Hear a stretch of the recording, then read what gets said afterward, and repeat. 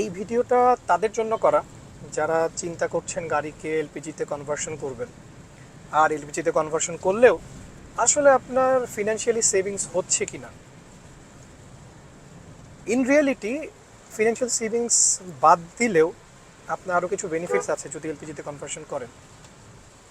এক নম্বর কারণটা হচ্ছে যে এলপিজির রন ভ্যালু কিন্তু 104, যেখানে আমরা বাংলাদেশে যে পেট্রোল বা অকটেন পাই সেটা অ্যারাউন্ড 80-85 হতে পারে ম্যাক্স, এর বেশি অ্যাকচুয়ালি হওয়ার কথা না। এই ক্ষেত্রে যেটা হয়, হাই রন ভ্যালুর কারণে এলপিজিতে ইঞ্জিনের স্মুথনেস পারফরমেন্স কিন্তু ভালো থাকে। খারাপ তেল পড়লে যেমন গাড়ি ধাক্কায় বা পিঙ্গিং হয়, থ্রটল দিলে ক্যাটক্যাট করে, এরকম কোনো ইস্যু কিন্তু এলপিজিতে পাবেন না, কারণ এলপিজির রন ভ্যালু বেটার হয়। ইনফ্যাক্ট 104 কিন্তু অনেক ভালো। সো আপনার পারফরমেন্স স্মুথনেস সবসময় আপনি কনসিস্টেন্ট পাচ্ছেন। এরপরে আরেকটা বড় সুবিধা হচ্ছে ক্লিনার ইঞ্জিন। পেট্রোল বা অকটেন কম্বাস্টন চেম্বারে যখন কম্বাস্টন হচ্ছে তখন কিন্তু 100% বার্ন হচ্ছে না, কিছুটা ডিপোজিট থেকে যায় যেখান থেকে কার্বন জমতে শুরু করে আস্তে আস্তে। এলপিজিকে কিন্তু ক্লিনার বার্নিং ফুয়েল বলে। এর মানে হচ্ছে এলপিজি কিন্তু কোনো কার্বন ডিপোজিট করে না, ও ফুললি বার্ন হয়। এই কারণে যেটা হচ্ছে আপনার ইঞ্জিনে কিন্তু কম্পারেটিভলি পেট্রোল বা অকটেনে চালালে যে পরিমাণ ডিপোজিট জমতো, স্লাজ জমতো, তার থেকে কম স্লাজ বা কার্বন ডিপোজিট হবে। থার্ড একটা রিজন হচ্ছে ইঞ্জিন যেহেতু ক্লিন থাকতেছে, স্লাজ কমে যাচ্ছে, কার্বন ডিপোজিট কম হচ্ছে। টেকনিক্যালি আপনার ইঞ্জিন অয়েল অকটেনে বা পেট্রোলে চালালে যে পরিমাণ ইউজ করতে পারতেন তার থেকে আর একটু বেশি ইউজ করতে পারবেন, কারণ ইঞ্জিন অয়েল কন্টামিনেট হয় যখন কার্বন ডিপোজিট বা স্লাজ বেশি থাকে, ইঞ্জিন অয়েল কন্টামিনেট হয়, ধীরে ধীরে ইঞ্জিন অয়েলের লাইফ কমতে থাকে। এলপিজিতে যেহেতু এটা কম হচ্ছে, সো এলপিজিতে আপনি ইঞ্জিন অয়েল বেশি দিন ইউজ করতে পারবেন। এরপরে আসি এলপিজি পাম্পের অ্যাভেলেবিলিটি। এলপিজি পাম্প এখন সব জায়গায় অ্যাভেলেবল। আমি রিসেন্টলি নর্থ বেঙ্গল ঘুরে আসলাম, চট্টগ্রাম ঘুরে আসলাম রিসেন্টলি, মানে লাস্ট মান্থ। সো আমি আসার পথে যাওয়ার পথে অনেক এলপিজি পাম্প পাইছি। এখানে সবচেয়ে বড় সুবিধা হচ্ছে পেট্রোল বা অকটেন নিতে গেলে আমাদের চিন্তা করতে হয় পাম্পের তেল ভালো কিনা। এলপিজির ক্ষেত্রে এখনও পর্যন্ত এই চিন্তাটা আমাদের করতে হয় না, কারণ এলপিজি মোটামুটি সব জায়গায় সেম। ভালো খারাপ হতে পারে হয়তো কিছু জায়গায়, সেটা আমি এখনও জানি না, কিন্তু আমি অনেক জায়গায় এলপিজি ভরেছি, তো সব জায়গায় মানে সব জায়গাতে আমি সিমিলার পারফরমেন্স পাইছি। সো এলপিজি পাম্প এখন সব জায়গায় পাওয়া যায় এবং কোনো চিন্তা করতে হয় না এই পাম্প ভালো না খারাপ। এটা কিন্তু একটা অনেক বড় সুবিধা। এরপরের কারণ হচ্ছে যারা পরিবেশ বান্ধব মানুষজন, একটু চিন্তা করেন যে পরিবেশ বা সোসাইটিতে একটু কন্ট্রিবিউট করি, তাদের জন্য কিন্তু এলপিজি পেট্রোল বা অকটেনের থেকে অনেক ভালো। কারণ হচ্ছে আপনার এলপিজিতে নাইট্রাস অক্সাইড এমিশন প্রায় 50% কম হয় এবং কার্বন ডাইঅক্সাইড প্রায় 20% কম হয়। সো এতে আপনার পরিবেশে আপনার পলিউট কম করছেন আপনি পরিবেশকে, এটাও কিন্তু একটা গুড সাইড। এরপরে আসেন সবচেয়ে ইম্পর্টেন্ট পয়েন্টটা, কস্ট সেভিংস। তাই না, সবাই এখন চিন্তা করছেন এলপিজি করছি কত টাকা বাঁচবে।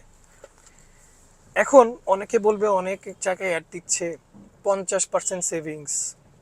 আচ্ছা, এখন আসেন 50% সেভিংস ওনারা কেন বলছেন।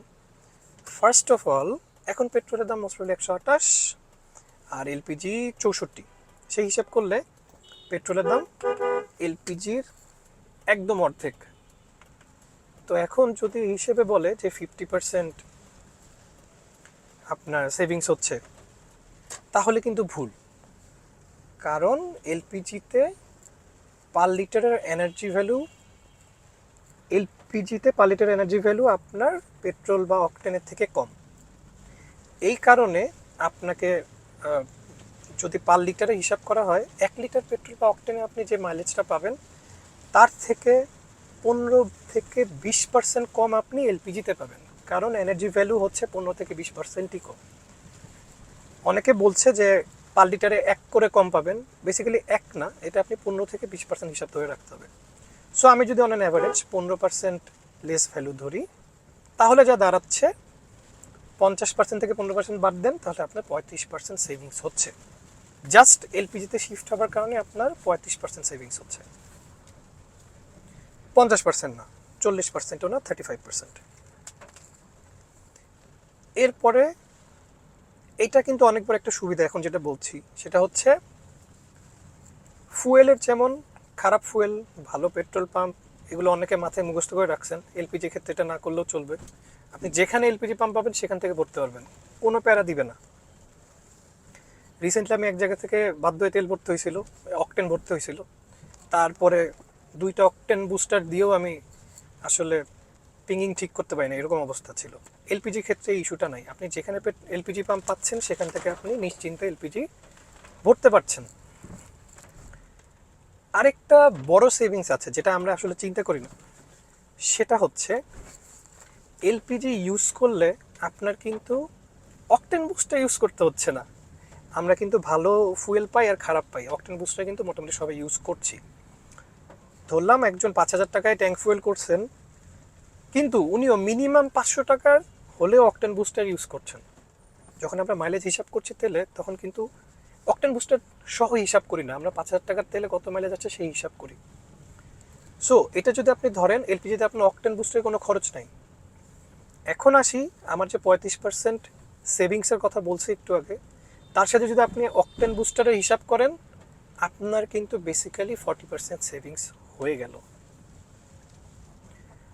সো বেসিক্যালি এই কয়টাই আমার কাছে মনে হয়েছে মেজর রিজনস এলপিজিতে শিফট হওয়ার জন্য। কিন্তু যারা শিফট হচ্ছেন, অলরেডি হয়েছেন বা হতে চাচ্ছেন, তাদের জন্য আমার 2টা পরামর্শ থাকবে। ফার্স্ট অফ অল, স্পার্ক প্লাগটা চেঞ্জ করে ফেলবেন। কীরকম চেঞ্জ করবেন? ধরেন আপনার রেকমেন্ডেড স্পার্ক প্লাগের হিট রেঞ্জ 5, ধরলাম আপনার রেকমেন্ডেড স্পার্ক প্লাগের মডেল হচ্ছে BKR5E এনজিকে, এখানে 5টা হিট রেঞ্জ। সো এক হিট রেঞ্জ কোল্ডার স্পার্ক প্লাগে ইউজ করবেন। এখানে এনজিকের ক্ষেত্রে হবে BKR6, 5-এর জায়গায় 6 হবে। যদি ডেন্সো হয়, এনজিকের 5 হিট রেঞ্জ মানে ডেন্সোর 16, এনজিকের 6 হিট রেঞ্জ মানে ডেন্সোর 20। সো এক হিট রেঞ্জ কোল্ডার মানে হচ্ছে যে হিট রেঞ্জে আছেন তার থেকে এক হিট রেঞ্জ বেশি স্পার্ক প্লাগ ইউজ করবেন। এটার কারণ হচ্ছে LPG cleaner burning fuel, but কম্বাস্টনের সময় হিট জেনারেট করে কিছুটা বেশি। দ্যাটস ওয়াই এটা রেকমেন্ডেড যে আপনি একটু কোল্ডার হিট রেঞ্জের স্পার্ক প্লাগ ইউজ করবেন।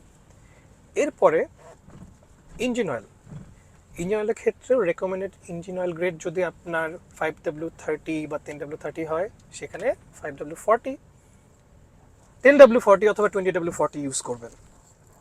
অথবা 10W30 বা 10W40 যদি রেকমেন্ডেড হয়, এক গ্রেড বেশি 20W50, 10W50 engine oil use করবেন। এইটাও সেম রিজন যে আপনার এলপিজিতে হিট জেনারেট বেশি করছে। সো বেসিক্যালি আপনাকে চেঞ্জ করতে হচ্ছে ইঞ্জিন অয়েল গ্রেডটা এক গ্রেড থিকার, এবং স্পার্ক প্লাগের ক্ষেত্রে এক গ্রেড কোল্ডার, তাহলেই হয়ে যাচ্ছে। এখন এলপিজি কনভার্সন করলে সবই কি ভালো? খারাপ কিছু নাই, সেটা আছে অল্প কিছু।